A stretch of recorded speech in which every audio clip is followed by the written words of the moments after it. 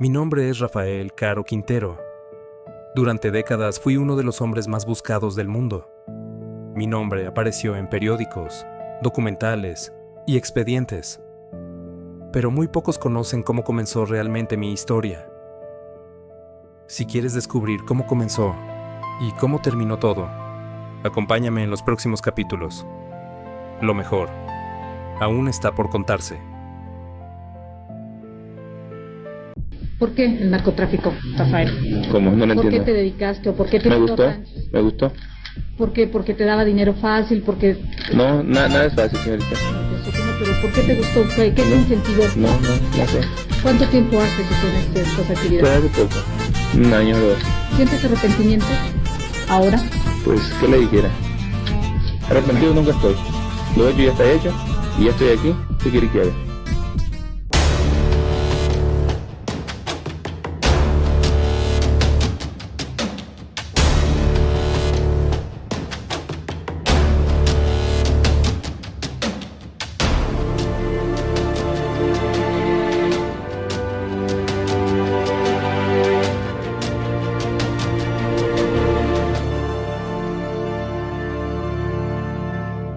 ¿Qué esperas? Eres un joven de 29 años de edad. ¿Qué esperas hacer cuando salgas de la cárcel? Primeramente yo pienso hacer muchas cosas, fíjate. Te están pidiendo los gringos, en cuanto termine el Sí. juicio aquí en México, quieren extraditarte a Estados Unidos. ¿Qué más no quedarán?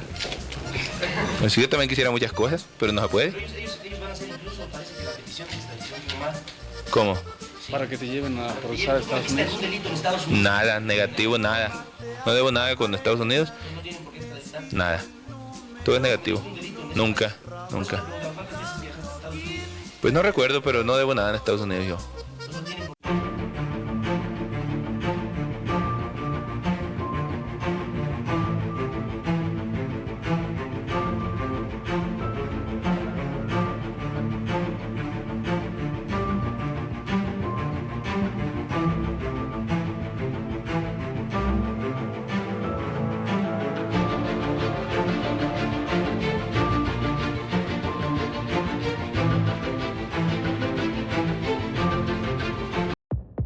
La historia del Cártel de Guadalajara no fue construida por un solo hombre. A lo largo de esta serie, hemos conocido a personajes que ayudaron a transformar para siempre el panorama del narcotráfico en México. Primero fue Miguel Ángel Félix Gallardo, el hombre que logró reunir bajo una misma estructura a distintos grupos y operadores, convirtiéndose en una de las figuras más influyentes de su generación. Después conocimos la historia de Ernesto Fonseca Carrillo, Don Neto, un hombre respetado dentro de la organización, cuya experiencia y capacidad para construir acuerdos lo convirtieron en una pieza fundamental de aquella época. Pero mientras ambos consolidaban su poder, otro nombre comenzaba a abrirse camino desde las montañas de Sinaloa. Al igual que Don Neto, provenía de Badiraguato. Al igual que muchos de los hombres que marcarían la historia de aquellas décadas, creció en una región donde las oportunidades eran escasas y donde la vida transcurría entre caminos de tierra, comunidades aisladas y la dureza de la sierra. Sin embargo, su ascenso sería diferente, más rápido, más visible y mucho más polémico. Con el paso de los años, aquel joven sinaloense sería relacionado con algunos de los acontecimientos más importantes de la historia criminal en México. Su nombre aparecería en investigaciones internacionales. Su historia cruzaría fronteras y durante décadas sería considerado uno de los hombres más buscados del continente. Pero antes de convertirse en una figura conocida dentro y fuera de México, Rafael Caro Quintero era simplemente un joven originario de Badiraguato que intentaba abrirse camino en un mundo que estaba cambiando rápidamente. Esta es la historia de Rafael Caro Quintero, el hombre cuya vida quedaría ligada para siempre a Rancho Búfalo, al caso Camarena y a una de las persecuciones más largas en la historia reciente de México.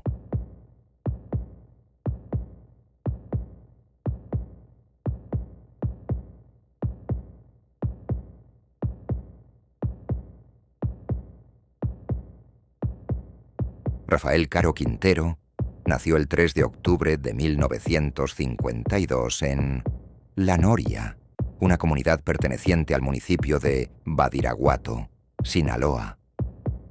Cuando vino al mundo, Ernesto Fonseca Carrillo ya tenía 22 años de edad y Miguel Ángel Félix Gallardo tenía apenas 6 años. Ninguno de ellos imaginaba que décadas más tarde sus nombres quedarían unidos en una de las historias más conocidas de México. La infancia de Rafael transcurrió en una región marcada por las dificultades económicas, el aislamiento geográfico y la vida en la sierra. Como ocurría con muchas familias de la época, el trabajo comenzaba desde temprana edad. Los recursos eran escasos y las oportunidades para construir un futuro fuera de la región eran limitadas. Diversos relatos señalan que la muerte de su padre obligó a Rafael a asumir responsabilidades desde muy joven. Mientras otros adolescentes pensaban en estudiar o abandonar la sierra, él buscaba formas de ayudar económicamente a su familia.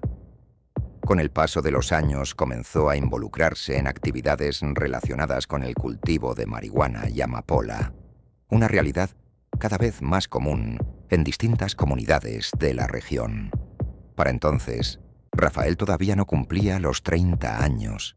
Sin embargo, ya comenzaba a destacar por su capacidad para generar recursos, construir contactos y expandir rápidamente sus operaciones. Su crecimiento llamó la atención de hombres con mayor experiencia, entre ellos Miguel Ángel Félix Gallardo y Ernesto Fonseca Carrillo. Aquella relación cambiaría para siempre el rumbo de su vida, porque el joven de Badiraguato estaba a punto de convertirse en uno de los personajes más conocidos de toda una generación. A principios de la década de 1970, el nombre de Rafael Caro Quintero todavía era desconocido para la mayoría de las personas. No aparecía en periódicos, no era buscado por las autoridades, y mucho menos ocupaba los titulares que años más tarde recorrerían México y el extranjero. Pero algo estaba cambiando. Mientras el joven originario de Badiraguato avanzaba hacia la adultez, también comenzaban a entender las oportunidades que existían en una región donde el cultivo de marihuana y amapola se había convertido en una alternativa económica para cientos de familias. La sierra ofrecía pocas opciones. Los caminos eran difíciles, las oportunidades escasas, y para muchos jóvenes de aquella generación, el futuro parecía estar limitado por las mismas montañas que los rodeaban. Rafael no era la excepción. Sin embargo, a diferencia de otros, parecía poseer una habilidad poco común para identificar oportunidades y aprovecharlas con rapidez. Con apenas poco más de 20 años de edad, comenzó a ganar notoriedad entre personas vinculadas a aquellas actividades. Su crecimiento fue rápido, demasiado rápido. Mientras otros tardaban años en construir influencia, Rafael parecía avanzar a una velocidad distinta. Los recursos comenzaron a aumentar, los contactos se multiplicaron, y su nombre empezó a circular cada vez con más frecuencia entre quienes operaban en la región. Para entonces, hombres como Ernesto Fonseca Carrillo ya eran figuras respetadas dentro de aquel mundo. Miguel Ángel Félix Gallardo también comenzaba a consolidar las relaciones que más tarde le permitirían construir una estructura mucho más amplia. Y fue precisamente en aquellos años cuando los caminos de los tres terminaron cruzándose. La diferencia era evidente. Don Neto aportaba experiencia. Félix Gallardo aportaba organización y visión. Pero Rafael aportaba algo diferente: juventud, ambición y una determinación que llamaba la atención incluso de quienes llevaban décadas dentro del negocio. Cuando muchos apenas comenzaban a construir una reputación, Caro Quintero ya estaba demostrando una capacidad extraordinaria para expandir operaciones y generar recursos. Su ascenso comenzó a ser tan acelerado que algunos lo veían como una de las figuras con mayor potencial dentro de aquella nueva generación. Pero el crecimiento traía consigo nuevos riesgos, porque cuanto más aumentaba su influencia, más difícil resultaba permanecer en las sombras. Lo que había comenzado en las montañas de Badiraguato estaba evolucionando hacia algo mucho más grande, mucho más ambicioso y mucho más visible. Con el paso de los años, Rafael Caro Quintero dejaría de ser simplemente un joven de la sierra para convertirse en uno de los hombres más poderosos de México. Un hombre cuyo nombre quedaría ligado para siempre a uno de los proyectos más impresionantes y controvertidos de aquella época. Un lugar tan enorme que incluso décadas después continúa siendo recordado. Un lugar llamado Rancho Búfalo. Para principios de la década de 1980, Rafael Caro Quintero ya no era aquel joven que recorría los caminos de la sierra en Badiraguato. Su vida había cambiado por completo. Con apenas 30 años de edad, se había convertido en una de las figuras más importantes dentro de la organización que operaba desde Guadalajara.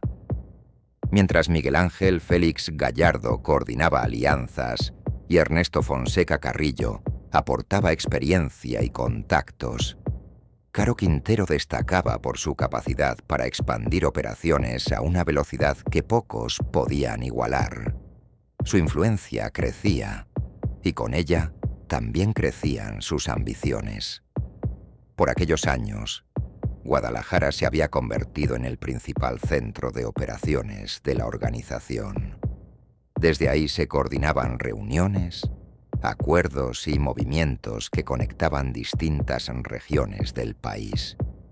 Pero algunas de las actividades más importantes se desarrollaban lejos de la ciudad, en extensas zonas rurales del norte de México, especialmente en el estado de Chihuahua. Fue ahí donde comenzó a tomar forma uno de los proyectos más grandes jamás vistos hasta ese momento. Un proyecto que requería enormes extensiones de tierra, cientos de trabajadores y una logística capaz de movilizar recursos a gran escala. Aquel lugar sería conocido como Rancho Búfalo. Ubicado en el desierto de Chihuahua, el rancho se convirtió en una de las operaciones más impresionantes de su tiempo. Las cifras que posteriormente dieron a conocer las autoridades sorprendieron al país entero. ¿Y qué te dijo ese señor? Que iremos a Durango al corte de manzana. Donde se le va a dar hospedaje, alimentación, todo lo que marca la Ley Federal del Trabajo.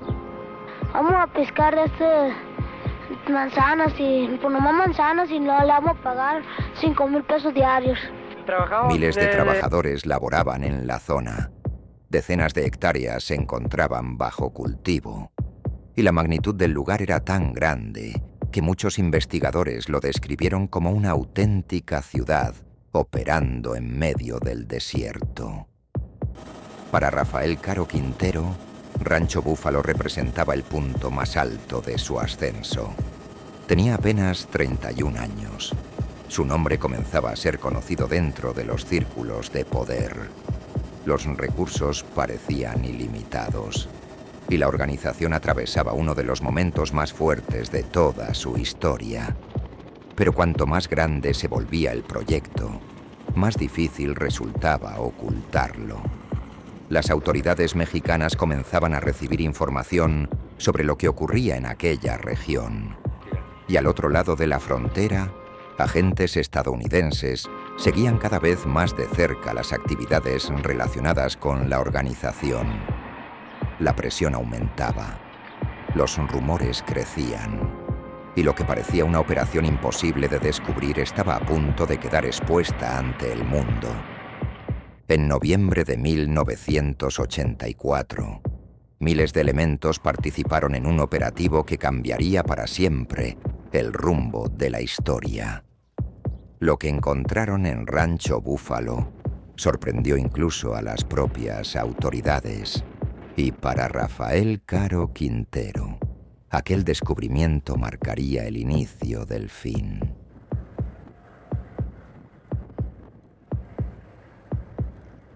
Le vamos a pagar 5,000 pesos diarios.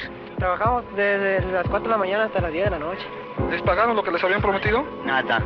Hasta ahorita un 5 no lo hemos recibido. ¿Sí? Retomar fue el desierto. ¿Caminó usted varios días en el desierto? 6 días. ¿Cuántas personas iban caminando en la sierra con usted? No, sería difícil decirles, serían como unos 5,000. Nomás en el rancho donde estamos nosotros había como 2,000 y feria y en otro rancho había otro. Yo creo que había mucho, como unos 4,000 a 5,000 gente tiradas.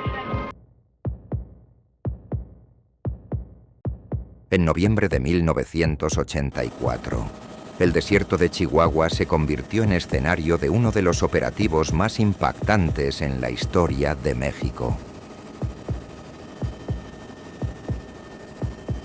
Durante años, Rancho Búfalo había permanecido oculto entre extensiones de tierra prácticamente imposibles de vigilar en su totalidad. Desde el aire, el lugar parecía interminable. Kilómetros y kilómetros de cultivos se extendían sobre el terreno. Caminos improvisados conectaban distintas áreas de trabajo. Vehículos entraban y salían constantemente. Y miles de personas participaban en las actividades que mantenían en funcionamiento aquella enorme operación. Para muchos investigadores, lo encontrado en Rancho Búfalo no tenía precedentes. No se trataba únicamente de un sembradío. Parecía una auténtica comunidad funcionando en medio del desierto. Las cifras variaban según las fuentes. Sin embargo, muchos reportes hablaban de miles de trabajadores distribuidos en distintas áreas del lugar. Con el paso de los años también comenzaron a surgir testimonios que describían las difíciles condiciones bajo las que algunas personas habrían trabajado. Diversas investigaciones periodísticas documentaron relatos de hombres que afirmaban haber sido reclutados con promesas de empleo y mejores oportunidades económicas. Al llegar, según esos testimonios, algunos descubrieron una realidad muy distinta.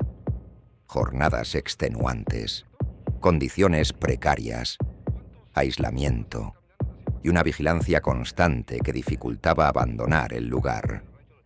Décadas después, algunos reportajes llegaron incluso a comparar ciertas prácticas denunciadas en Rancho Búfalo con formas de explotación laboral debido al control ejercido sobre parte de los trabajadores. Aunque muchos detalles continúan siendo discutidos y algunas versiones difieren entre sí, aquellos relatos contribuyeron a convertir a Rancho Búfalo en uno de los episodios más controvertidos de toda una generación. Pero lo que más sorprendió a las autoridades fue la magnitud de la operación. ¿Cómo era posible que un proyecto de semejante tamaño hubiera permanecido funcionando durante tanto tiempo? ¿Cómo había logrado crecer hasta alcanzar dimensiones que parecían imposibles de ocultar? Y sobre todo, ¿quién había proporcionado la información que permitió descubrirlo? Mientras las autoridades analizaban el hallazgo, un nombre comenzaba a aparecer cada vez con más frecuencia en conversaciones, informes y reportes de inteligencia. Un agente de la DEA que llevaba años investigando las actividades de la organización. Un hombre que poco a poco se estaba acercando a secretos que algunos consideraban demasiado peligrosos. Su nombre era Enrique Kiki Camarena. Y su historia estaba a punto de cruzarse con la de Rafael Caro Quintero de una forma que cambiaría para siempre el rumbo de ambos.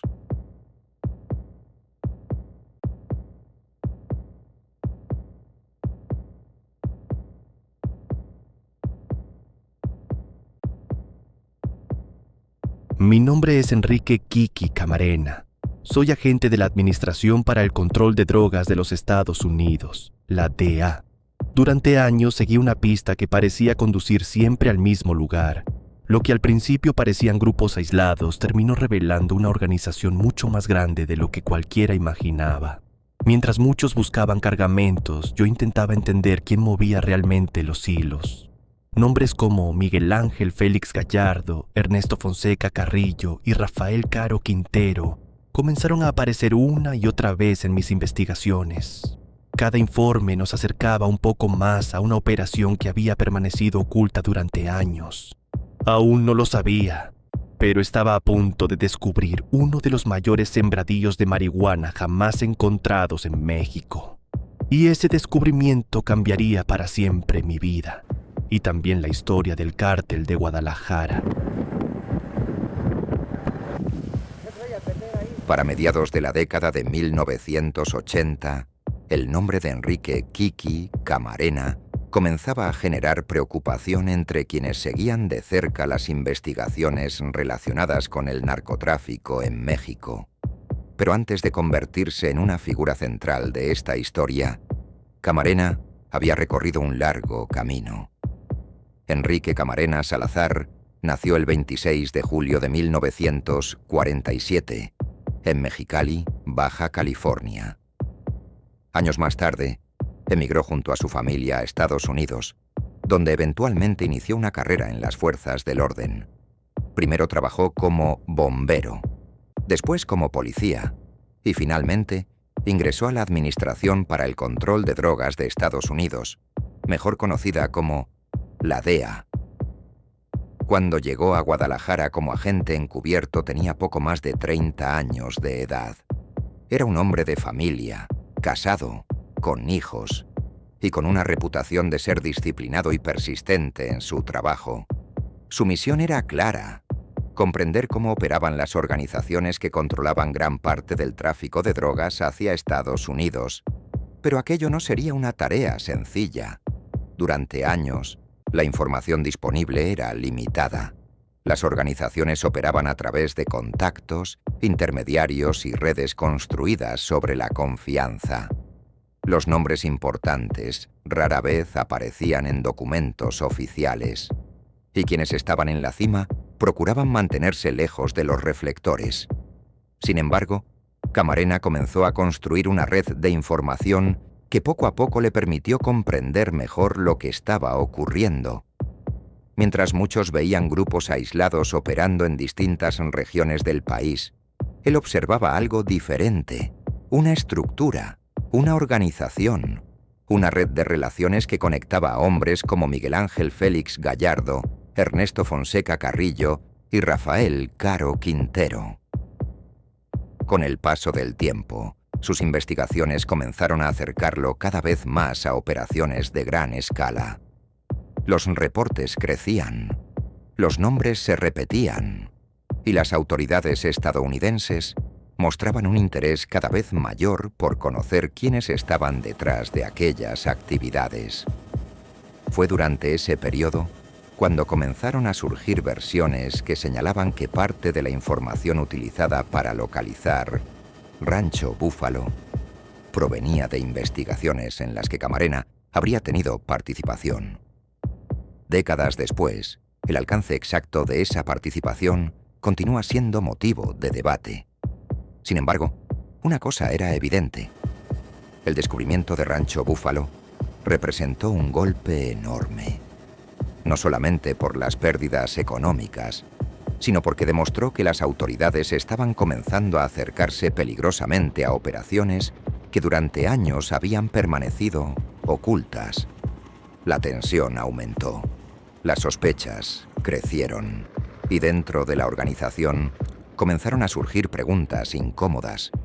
¿Quién estaba proporcionando información? ¿Cómo habían descubierto una operación de semejante tamaño? ¿Quién era responsable? Mientras esas preguntas circulaban entre reuniones, conversaciones privadas y reportes de inteligencia, Enrique Camarena continuaba realizando su trabajo. Sin saberlo, se estaba acercando a uno de los momentos más peligrosos de toda su carrera, porque para principios de 1985, el agente de la DEA ya no era visto únicamente como un investigador. Para algunos se había convertido en una amenaza, y una amenaza, pensaban algunos, debía ser detenida. Lo que ocurrió después provocaría una crisis diplomática entre México y Estados Unidos, desencadenaría una persecución internacional sin precedentes y cambiaría para siempre el destino de Rafael Caro Quintero.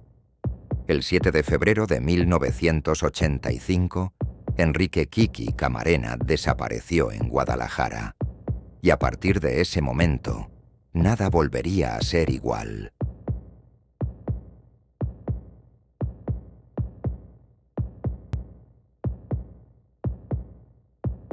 Durante meses seguí cada pista que llegó a mis manos, cada informe, cada nombre, cada fotografía. Me acercaban un poco más a una organización que había logrado permanecer oculta durante años. Sabía que alguien estaba observando mis movimientos, pero mi trabajo no era retroceder. Lo que nunca imaginé fue que el caso que estaba investigando terminaría convirtiéndome en parte de la historia. El 7 de febrero de 1985 salí de mi oficina como cualquier otro día, sin saber que sería la última vez que caminaría en libertad. El 7 de febrero de 1985 marcó un punto de quiebre en la historia del narcotráfico en México. Aquella tarde, Enrique Kiki Camarena salió de las oficinas de la DEA en Guadalajara sin imaginar que estaba viviendo sus últimas horas en libertad. Durante meses había participado en investigaciones que preocupaban cada vez más a distintos integrantes de la organización. Sus reportes, sus contactos y la información que lograba reunir comenzaban a acercarlo a operaciones que durante años habían permanecido ocultas. Poco después de abandonar su lugar de trabajo, Camarena fue interceptado y privado de la libertad. La noticia se propagó rápidamente. Al principio existía incertidumbre. Nadie sabía exactamente qué había ocurrido. Sin embargo, conforme avanzaban las horas y los días, la preocupación comenzó a crecer tanto en México como en Estados Unidos. La desaparición de un agente de la DEA representaba un acontecimiento sin precedentes. Las autoridades estadounidenses exigían respuestas. Los operativos comenzaron a multiplicarse y la presión diplomática aumentó a niveles nunca antes vistos. Durante semanas, el caso ocupó titulares dentro y fuera del país. Mientras tanto, las investigaciones comenzaron a concentrarse en los principales líderes del cártel de Guadalajara. Los nombres de Miguel Ángel Félix Gallardo, Ernesto Fonseca Carrillo y Rafael Caro Quintero aparecían constantemente en reportes de inteligencia y líneas de investigación. Con el paso de los años, surgieron distintas versiones sobre quién ordenó el secuestro, quién participó directamente y quién estuvo presente durante los interrogatorios. Algunas de esas versiones continúan siendo objeto de debate hasta la actualidad. Lo que sí ocurrió fue que las investigaciones terminaron señalando a los principales líderes de la organización como responsables de uno de los acontecimientos más importantes en la historia reciente del narcotráfico. La presión sobre Rafael Caro Quintero aumentó rápidamente. Para entonces, tenía apenas 32 años de edad. A pesar de su juventud, ya era considerado una de las figuras más importantes de la organización. Su nombre aparecía en periódicos, reportes oficiales y noticieros. La atención internacional estaba concentrada sobre él, y cuanto más avanzaban las investigaciones, más difícil resultaba permanecer oculto. Ante aquella situación, Rafael Caro Quintero decidió abandonar México. La huida comenzó mientras las autoridades intensificaban los esfuerzos para localizar a los responsables. Durante semanas, agentes mexicanos y estadounidenses siguieron pistas en distintos puntos del continente. La búsqueda se convirtió en una prioridad. Finalmente, el 4 de abril de 1985, menos de 2 meses después de la desaparición de Camarena, las autoridades localizaron a Rafael Caro Quintero en Costa Rica. tenía solamente 32 años. La imagen del joven sinaloense esposado recorrió el mundo. Para muchos, aquella captura representaba uno de los mayores golpes contra la organización. El hombre, que pocos años antes había salido de la sierra de Badiraguato, ahora era uno de los personajes más buscados del continente. Su caída parecía marcar el final de una época, pero la historia estaba lejos de terminar, porque mientras Rafael Caro Quintero era trasladado para enfrentar la justicia, comenzaba una nueva etapa que se extendería durante décadas, una etapa marcada por juicios, condenas, prisión y acontecimientos que volverían a colocarlo en los titulares muchos años después. La captura de Costa Rica fue solamente el inicio de una historia que aún no había llegado a su final. ¿Por qué el narcotráfico, Rafael? ¿Cómo? No lo entiendo. ¿Por qué te dedicaste o por qué te Me gustó gustó, tanto? me gustó. ¿Por qué? ¿Porque te daba dinero fácil? ¿Porque...? No, nada es fácil, señorita. Pero ¿por qué te gustó? ¿Qué te incentivó? No sé. ¿Cuánto tiempo hace que tienes estas actividades? Fue hace poco, 1 año o 2. ¿Sientes arrepentimiento ahora? Pues, ¿qué le dijera? Arrepentido nunca estoy. Lo hecho ya está hecho, y ya estoy aquí. ¿Qué quiere que haga? Tras abandonar México, Rafael Caro Quintero emprendió la huida mientras las autoridades intensificaban su búsqueda. El 17 de marzo de 1985, abordó un avión privado Aero Commander 840 con destino a Costa Rica. El vuelo duró aproximadamente 7 horas y transportaba a Rafael Caro Quintero junto con varios acompañantes. Al aterrizar, el grupo evitó los controles habituales y abordó un automóvil Mercedes-Benz. En ese vehículo fueron trasladados hasta una propiedad conocida como Quinta La California, ubicada en la comunidad de San Rafael de Ojo de Agua, en Alajuela, cerca de San José. El Mercedes-Benz utilizado durante aquellos días también se convertiría en parte de la historia. Décadas después, el automóvil continuaba bajo custodia del Instituto Costarricense sobre Drogas, como uno de los pocos bienes relacionados con aquella captura que aún permanecían resguardados en Costa Rica.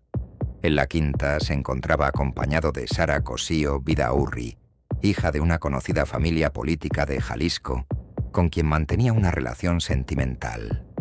La familia de la joven había denunciado inicialmente que se encontraba secuestrada. Sin embargo, durante una llamada telefónica y posteriormente ante las autoridades, Sara Cosío aseguró que no estaba retenida contra su voluntad. Su declaración fue clara. No estaba secuestrada. Se encontraba ahí por decisión propia. Aquella llamada fue rastreada y permitió que las autoridades localizaran el lugar donde se escondían.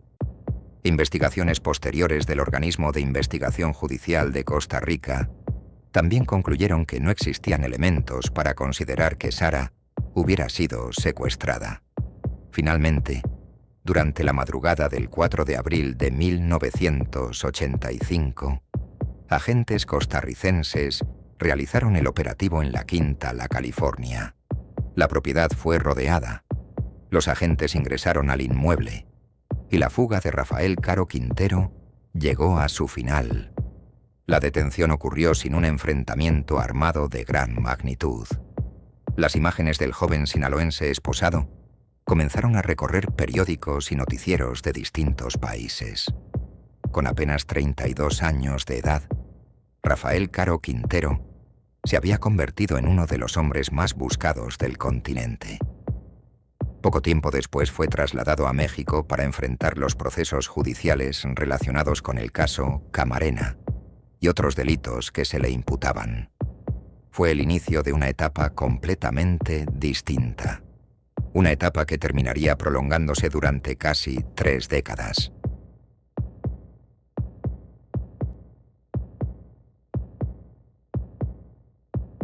Cuando Rafael Caro Quintero fue trasladado a prisión en 1985, tenía apenas 32 años de edad. A esa edad, muchas personas apenas comienzan a construir una carrera profesional. Él, en cambio, pasaría las siguientes décadas de su vida tras las rejas. La captura en Costa Rica había puesto fin a una de las búsquedas más importantes de la época. Para las autoridades mexicanas y estadounidenses, su detención representaba un mensaje claro.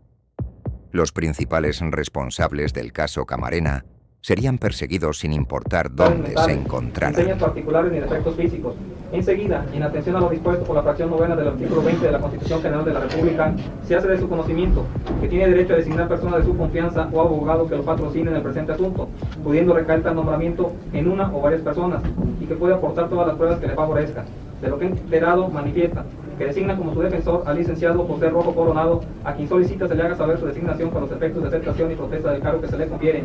Enseguida, y estando presente en este acto, el licenciado José Rojo Coronado manifiesta que, enterado de la designación que le confiere en este acto el indiciado de qué se trata, expresa que desde luego acepta el cargo de defensor que se le confiere y protesta desde luego su leal y fiel desempeño, y señala como domicilio para abrir notificaciones la avenida Niños Héroes número 150, documento que en este acto se le devuelve a su poseedor por ser el trámite legal.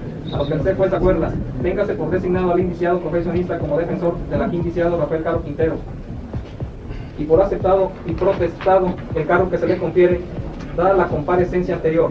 Enseguida se hace el conocimiento del indiciado de los delitos por el cual se dice, por los cuales el director general de averiguaciones previas de la Procuraduría General de la República y agente del Ministerio Público Federal Auxiliar ejercita acción penal en su contra, así como los fundamentos de esa acusación.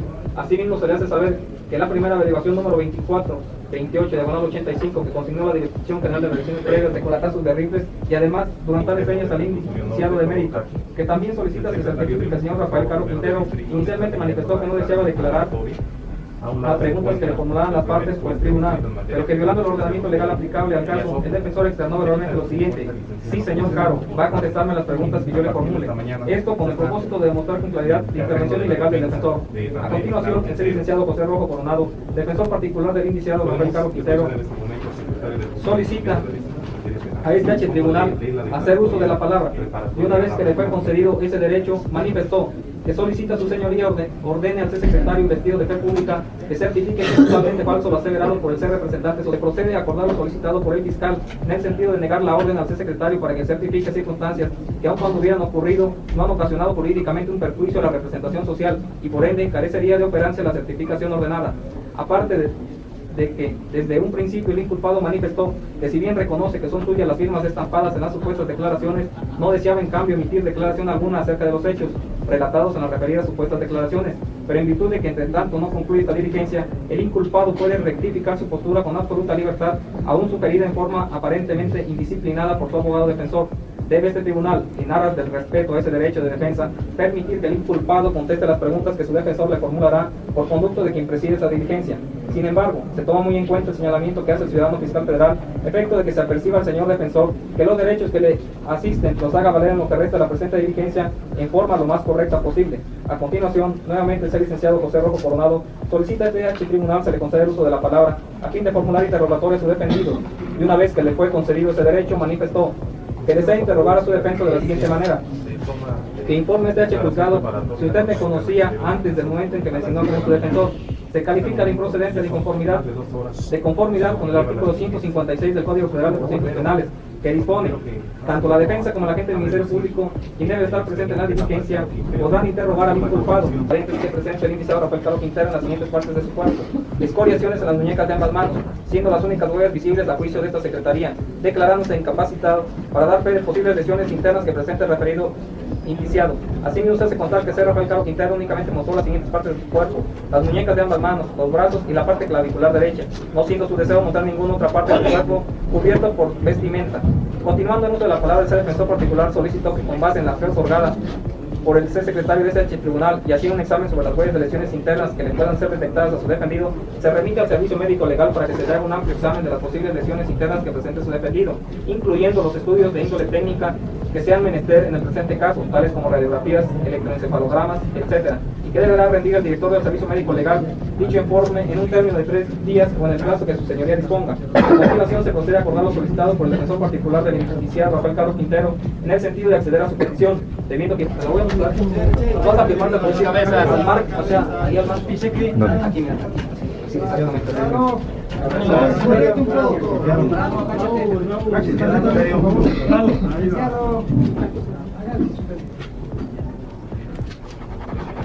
¿Todo el limpiado? Sí, todas ahí. Si quieres esa misma, ponla otra vez para que ahí mismo también.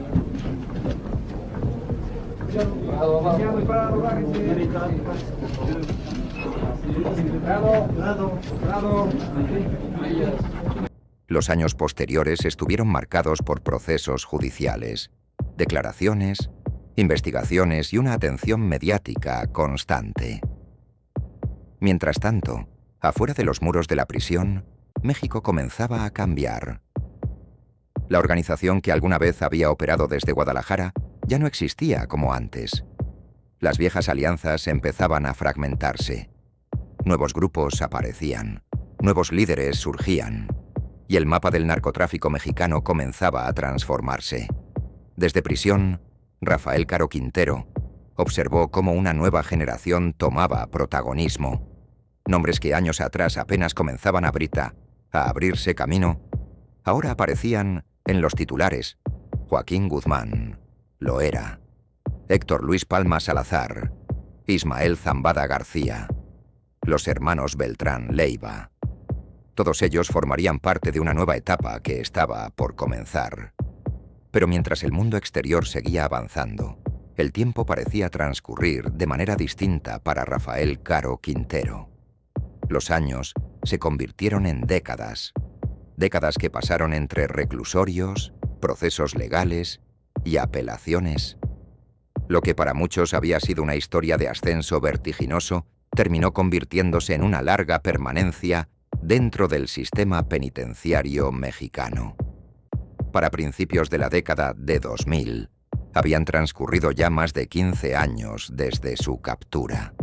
El joven de Badiraguato, que alguna vez había sido considerado una de las figuras más poderosas de México, comenzaba a convertirse en parte de la historia. Sin embargo, su nombre nunca desapareció por completo. Cada cierto tiempo surgían nuevos reportes, nuevas investigaciones, nuevos debates, y el recuerdo de Rancho Búfalo, del caso Camarena y de la caída del cártel de Guadalajara seguía apareciendo una y otra vez. A medida que pasaban los años, muchos comenzaron a pensar que Rafael Caro Quintero terminaría el resto de su vida en prisión. Parecía el desenlace más probable. Había pasado más de un cuarto de siglo encarcelado. México era otro país. Las organizaciones criminales habían cambiado. Y la generación a la que pertenecía parecía cada vez más lejana. Pero entonces ocurrió algo que nadie esperaba. Después de casi 28 años en prisión, una decisión judicial cambiaría nuevamente el rumbo de su historia. Una decisión que provocaría reacciones inmediatas en México y Estados Unidos, y que devolvería el nombre de Rafael Caro Quintero a los titulares internacionales. Porque contra todo pronóstico, el hombre que había pasado gran parte de su vida tras las rejas estaba a punto de recuperar su libertad.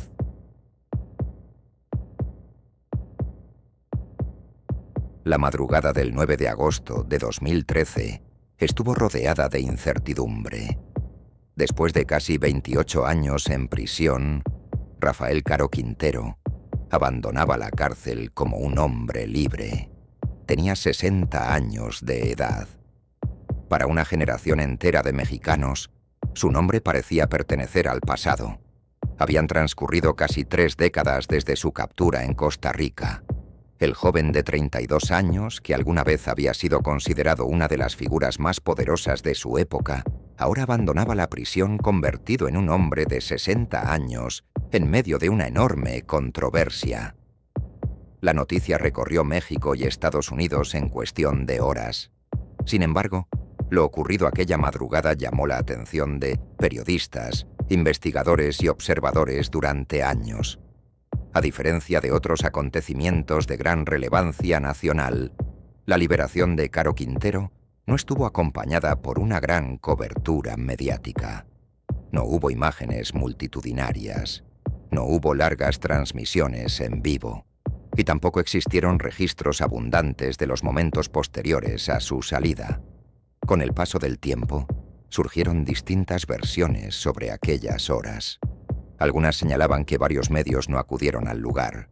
Otras hablaban de incertidumbre sobre el momento exacto de la liberación.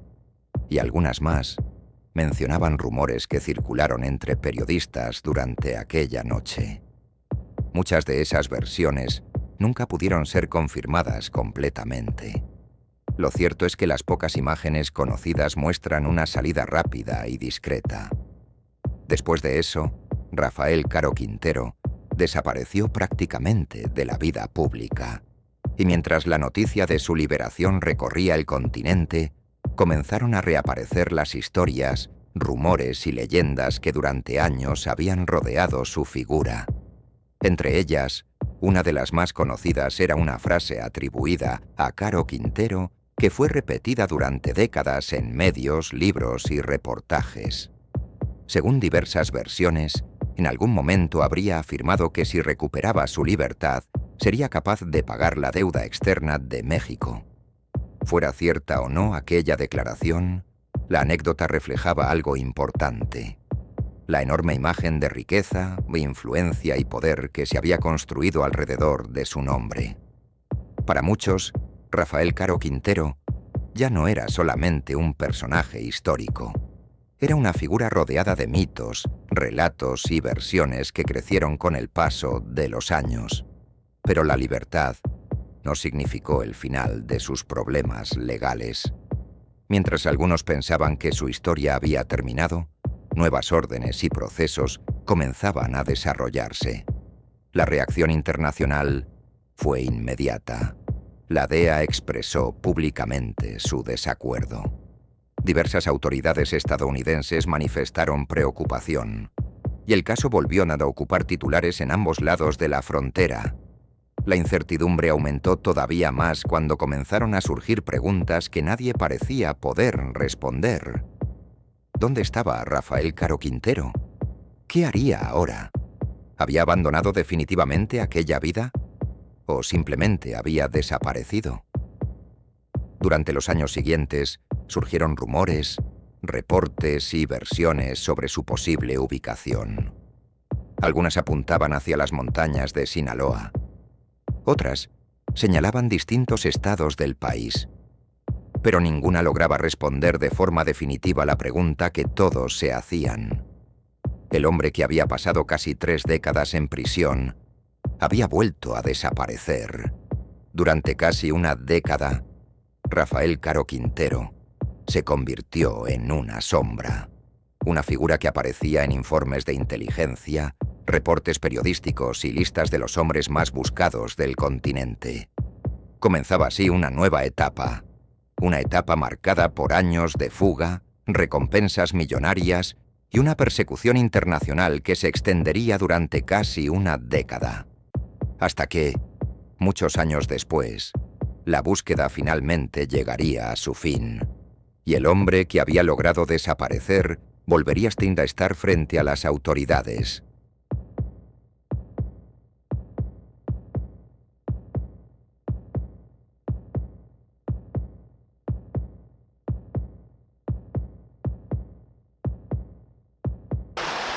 ¿Quién era Rafael Caro Quintero hace más de 30 años? ¿Cómo es que inicia usted en esa actividad llamada narcotráfico? Pues era una persona muy joven que vivía aquí en la sierra y pues aquí es muy normal la siembra de marihuana y de amapola. Así fue. ¿Tenía usted necesidad económica? ¿Qué es lo que le impulsa a dedicarse a esto? Era huérfano, murió mi papá, éramos 2 hermanos, yo tenía 14 años y pues, había que darles de comer a mis hermanos. Tras recuperar su libertad en 2013, Rafael Caro Quintero desapareció. No realizó apariciones públicas constantes. No anunció dónde viviría. Y durante un largo periodo, nadie parecía saber con certeza cuál era su paradero. Mientras tanto, las autoridades estadounidenses continuaban insistiendo en que su historia estaba lejos de haber terminado. Para la DEA, la liberación de Caro Quintero representaba una situación inaceptable. El hombre que había pasado casi 28 años en prisión volvía a estar libre, y ahora se encontraba nuevamente fuera de su alcance. La respuesta no tardó en llegar. Poco tiempo después de su liberación, comenzaron nuevos esfuerzos para localizarlo. Investigadores estadounidenses y mexicanos retomaron expedientes, revisaron reportes de inteligencia y analizaron posibles movimientos relacionados con el antiguo líder del cártel de Guadalajara. La búsqueda adquirió una dimensión internacional. Su nombre volvió a aparecer en listas de personas buscadas. Las agencias de seguridad seguían cada pista, cada reporte, cada rumor. Sin embargo, localizarlo resultó mucho más difícil de lo esperado. Los años comenzaron a pasar. 2014, 2015, 2016. Y Rafael Caro Quintero seguía sin aparecer. Con el tiempo surgieron todo tipo de versiones. Algunos aseguraban que permanecía oculto en las montañas de Sinaloa. Otros afirmaban que se movía constantemente entre distintas regiones para evitar ser localizado.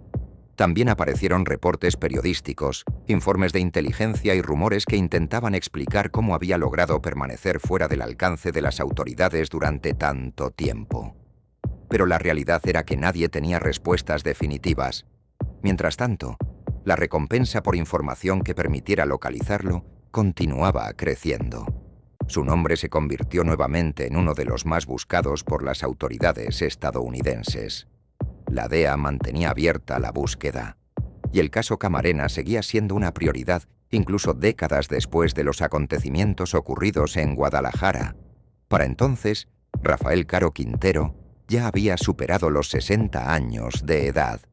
El tiempo seguía avanzando, pero la persecución continuaba. Lo que resultaba sorprendente para muchos era que, a pesar de los recursos destinados a encontrarlo, los años seguían pasando sin resultados. La figura de Caro Quintero comenzaba nuevamente a mezclarse con el mito, con la leyenda, con historias difíciles de verificar. Algunos afirmaban haberlo visto, otros aseguraban conocer su ubicación, pero ninguna pista parecía conducir a una captura definitiva.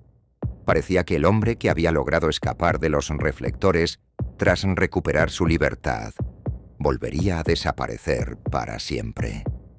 Sin embargo, las autoridades no dejaron de buscarlo, y después de casi una década de fuga, la historia daría un giro inesperado, porque en julio de 2022, cuando Rafael Caro Quintero tenía ya 69 años de edad, un operativo realizado en las montañas de Sinaloa finalmente pondría fin a años de búsqueda. La sombra volvería a tener rostro, y el hombre que durante años logró permanecer oculto volvería a encontrarse frente a la justicia.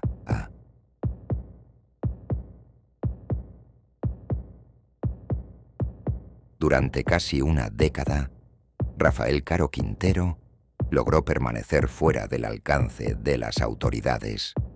Los años pasaban, los gobiernos cambiaban, las organizaciones criminales evolucionaban, y mientras nuevas figuras ocupaban los titulares, el antiguo líder del cártel de Guadalajara seguía apareciendo en listas de búsqueda, reportes de inteligencia y comunicados oficiales. Para muchos, se había convertido en una leyenda. Un hombre cuya historia parecía pertenecer a otra época. Un personaje que había logrado desaparecer después de pasar casi 30 años en prisión. Pero la búsqueda nunca se detuvo. En México y Estados Unidos continuaban los esfuerzos para localizar a uno de los hombres más buscados del continente. La DEA mantenía el caso abierto. Las agencias de inteligencia seguían reuniendo información, y con el paso del tiempo, el cerco comenzó a cerrarse nuevamente. Finalmente, el 15 de julio de 2022, la historia dio un giro inesperado. Ese día, elementos de la Secretaría de Marina llevaron a cabo un operativo en las montañas de Shua, Sinaloa, una región de difícil acceso, marcada por barrancas, caminos complicados y una geografía que durante décadas había servido como refugio para distintas figuras del narcotráfico. Rafael Caro Quintero tenía entonces 69 años de edad. Habían transcurrido 37 años desde su captura en Costa Rica y 9 años desde que había recuperado su libertad. A pesar del tiempo transcurrido, seguía siendo uno de los objetivos más importantes para las autoridades. De acuerdo con los reportes oficiales, fue localizado durante un operativo terrestre realizado por elementos de la Marina. Uno de los detalles que más llamó la atención fue la participación de un perro de búsqueda llamado Max, cuyo trabajo fue reconocido públicamente después de la captura. Las imágenes comenzaron a circular rápidamente. El hombre que durante años había permanecido oculto volvía a aparecer frente a las cámaras. Ya no era el joven de 32 años que había sido detenido en Costa Rica. Ahora era un hombre cercano a los 70 años. Pero su nombre seguía generando titulares en todo el mundo. La noticia recorrió México y Estados Unidos en cuestión de minutos. Para la DEA, la captura representaba uno de los acontecimientos más importantes relacionados con el caso Camarena en décadas. Para muchos analistas, simbolizaba el cierre de una búsqueda que había durado casi 10 años. Sin embargo, aquella jornada también estaría marcada por la tragedia. Horas después del operativo, un helicóptero de la Marina se desplomó en Sinaloa. El accidente provocó la muerte de varios elementos de las Fuerzas Armadas y generó una enorme conmoción en el país. Aunque las investigaciones oficiales analizaron distintas líneas para determinar las causas del accidente, la coincidencia temporal con la captura de Caro Quintero provocó múltiples especulaciones y teorías durante los meses siguientes. Mientras tanto, Rafael Caro Quintero volvía a quedar bajo custodia. La fuga había terminado. La leyenda había caído una vez más. Pero la historia todavía no había llegado a su final. Porque después de décadas de investigaciones, capturas, condenas, liberaciones y años de búsqueda, aún quedaba una pregunta por responder. ¿Qué lugar ocuparía Rafael Caro Quintero dentro de la historia? ¿Sería recordado únicamente como uno de los fundadores de una época? ¿Como uno de los hombres más buscados del continente? ¿O como uno de los últimos sobrevivientes de la generación que transformó para siempre el narcotráfico en México? La respuesta comenzaría a escribirse en los años siguientes y marcaría el último capítulo de su historia.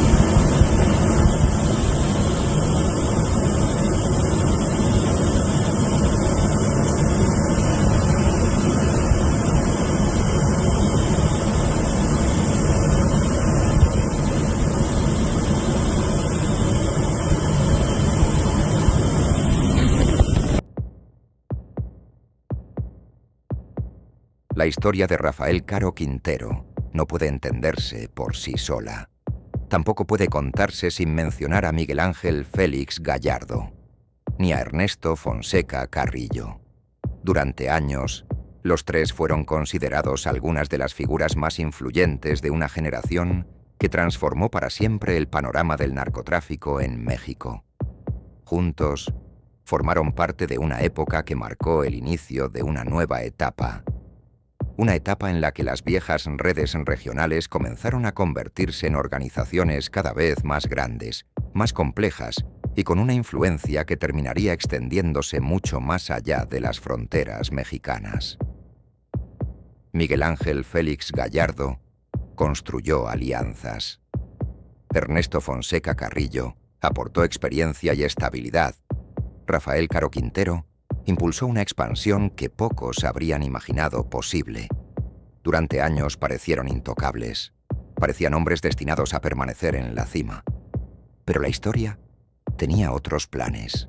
Porque mientras la organización alcanzaba el punto más alto de su poder, un agente de la DEA continuaba reuniendo información, siguiendo pistas y acercándose cada vez más a una estructura que durante mucho tiempo había permanecido en las sombras. Su nombre era Enrique Kiki Camarena. Y aunque su vida terminó de manera trágica, en 1985, las consecuencias de aquel acontecimiento continuaron desarrollándose durante décadas. La presión internacional aumentó. Las investigaciones se multiplicaron. La persecución comenzó. Y poco a poco, los hombres que parecían inalcanzables comenzaron a caer. Primero fue Rafael Caro Quintero, después Ernesto Fonseca Carrillo, más tarde Miguel Ángel Félix Gallardo. La organización que una vez dominó una época terminó fragmentándose, y el caso Camarena se convirtió en uno de los acontecimientos más importantes en la historia de la relación entre México y Estados Unidos en materia de combate al narcotráfico. Décadas después, las consecuencias de aquellos hechos todavía siguen siendo estudiadas. Todavía generan debate. Todavía forman parte de libros, investigaciones y documentales. Porque más allá de los nombres, las capturas y los titulares, aquella historia cambió para siempre el rumbo de dos países. Hoy, Félix Gallardo permanece como una de las figuras más representativas de aquella generación. Don Neto es uno de los últimos sobrevivientes de aquella época. Y Rafael Caro Quintero volvió a enfrentar a la justicia después de años de fuga. 3 hombres, 3 historias, 3 destinos distintos, pero unidos para siempre por un acontecimiento que alteró el curso de la historia. Y así llegó a su fin la era de los hombres que construyeron el cártel de Guadalajara. Sin embargo, el vacío que dejaron no permaneció vacío por mucho tiempo, porque mientras unas leyendas caían, nuevas figuras comenzaban a abrirse camino. Hombres más jóvenes, más ambiciosos y dispuestos a construir sus propios imperios. Entre ellos se encontraban Joaquín Guzmán Loera, Héctor Luis Palma Salazar e Ismael Zambada García, nombres que muy pronto escribirían el siguiente capítulo de esta historia, una historia que apenas comenzaba.